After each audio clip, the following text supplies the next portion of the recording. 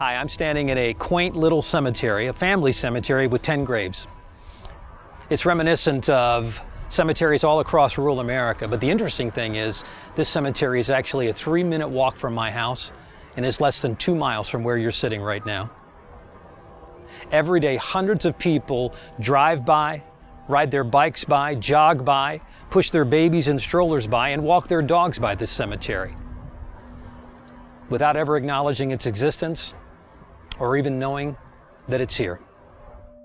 To most people who live in or commute through this neighborhood, this little cemetery doesn't exist, or it's their little secret. It's kind of like how we deal with death in our world today. Now, we'll admit that death exists, but we'll just say that it doesn't affect us or the people that we love. We'll build houses around it and surround it with neighborhoods. We'll drive by it, but we'll deny it. We'll divert our attention. We'll just keep walking by. We'll even build a fence around death to keep it away from us. We stay busy. We stay on the move because we can't deal with death. We deny that it exists, just like the people in my neighborhood and this cemetery. We just keep it away. We don't let it become a part of us. We deny that it's really here. You can avoid cemeteries all you want to, but there comes a point in everybody's life when you can't deny that death exists. You're confronted by it, just like R.J. Wren was, at least his family was, in 1881. There was no denying it then. When confronted with it and no longer able to deny it, it comes at everybody's life at that point that we start asking a question: why? Why did it happen to me? Why did it happen to the people that I love?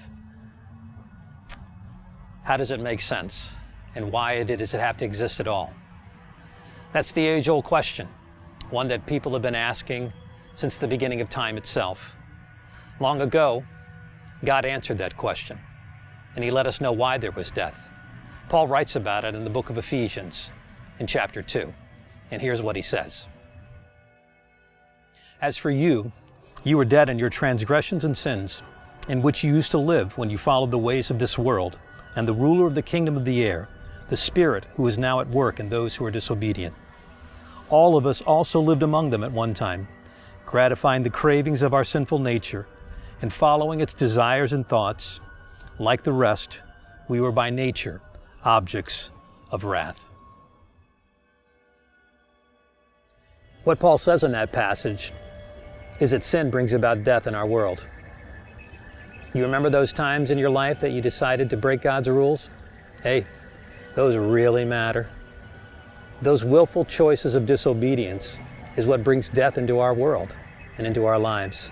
It brings physical death, which causes us to end life here, like you see in the cemetery behind me, and to be separated from people that we love.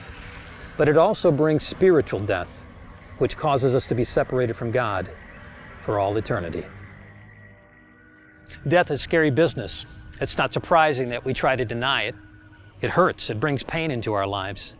But then when we're ultimately confronted with it, then we have to ask why. Why do we have to go through this pain?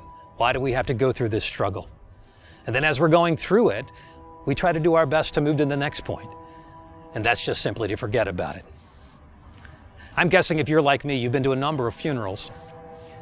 As families linger after a body has been buried, people walk up to them and try to give them words of encouragement.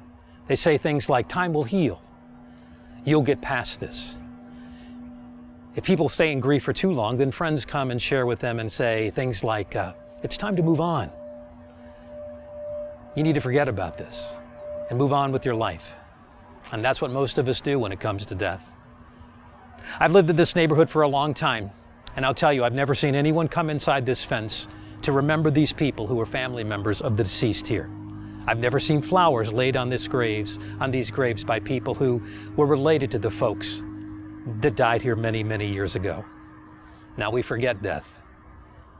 But one of the great things to realize is that God doesn't. So here's the deal. When we come and are confronted with death, we deny it. And then if we can't run from it, we question it and wonder why. And then, after that, we do our best to forget it altogether. Fortunately, God deals with it just the opposite. Instead of denying death, Jesus confronts it with his own. When questioned and wondering why there is death, God gives the ultimate answer, his own Son. Instead of forgetting those that are dead, God does everything within his power and beyond to make sure that we can live again.